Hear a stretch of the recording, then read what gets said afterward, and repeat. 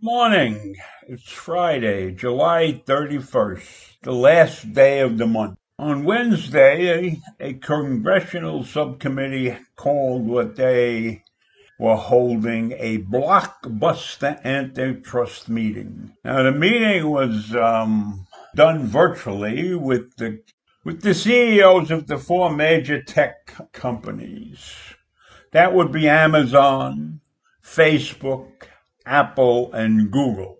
And the gentleman that they had there was Apple's Tim Cook, Mark Zuckerberg from Facebook, Jeff Bezos from Amazon, and Sundar Pichai from Google.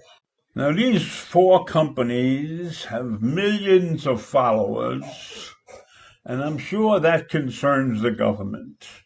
Because when an institution has the quantity of listeners or people using their products, it can be very upsetting to a government knowing that such organizations have the power to reach this many people.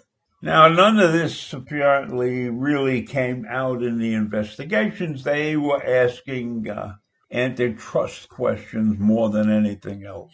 Questions like how they control their universe and how they make acquisitions and why they make certain acquisitions and what do they do with the information that they collect from their customers, which is a critical piece of this thing. The marketing aspects of this talk have to be pretty amazing when they consider that these people reach billions of people.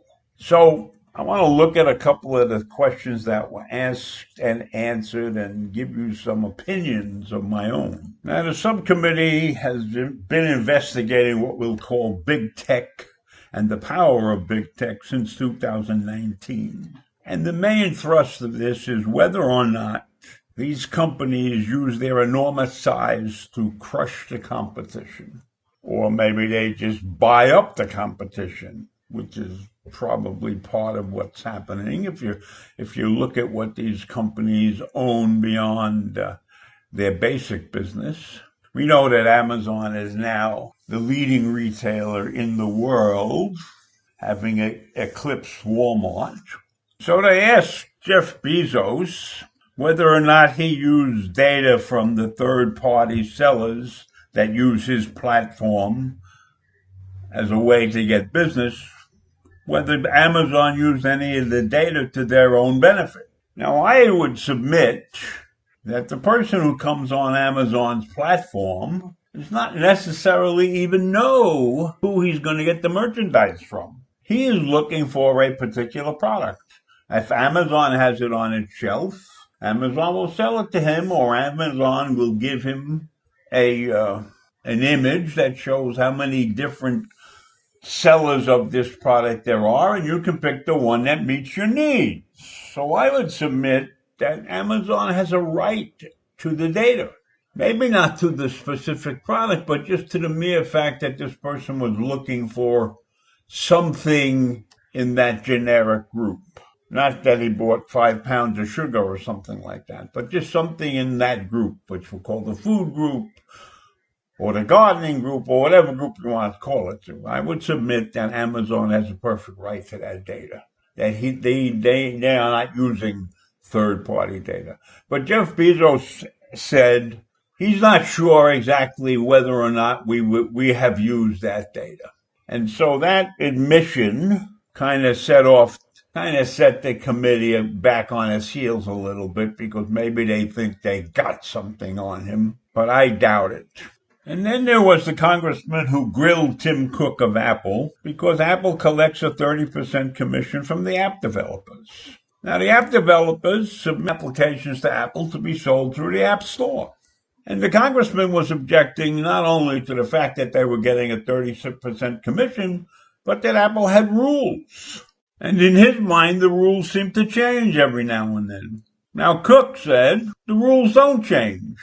We insist upon certain product, and maybe we have to go over the rules with the application developer, but the rules don't change. Cook maintains that they treat every developer the same and that the rules are open and transparent. And you have to understand that it's a rigorous process to put something into the App Store. The one area in which the government might have something of value against Apple is that Apple insists upon any applications that's bought through their App Store uses their Apple Pay system, which also incurs a commission on the purchase.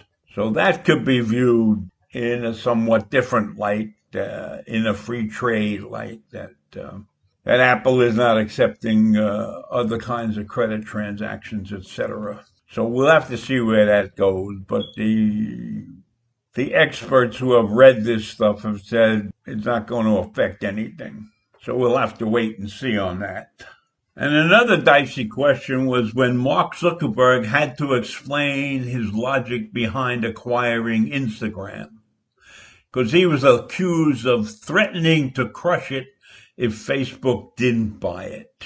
Apparently, in the negotiations to buy Instagram, Zuckerberg said they were thinking about developing their own camera application.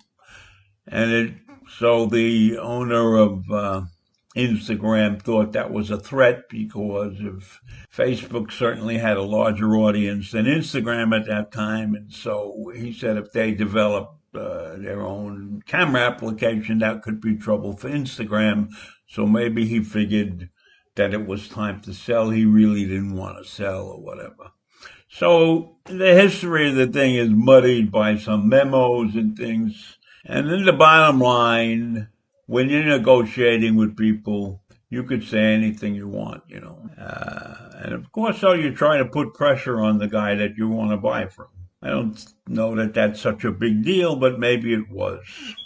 So anyhow, right now, most analysts don't think that the investigation will leave any impact on the big tech. It will take a huge political shift in the U.S. to affect these companies. So I leave you with that. See you in the morning.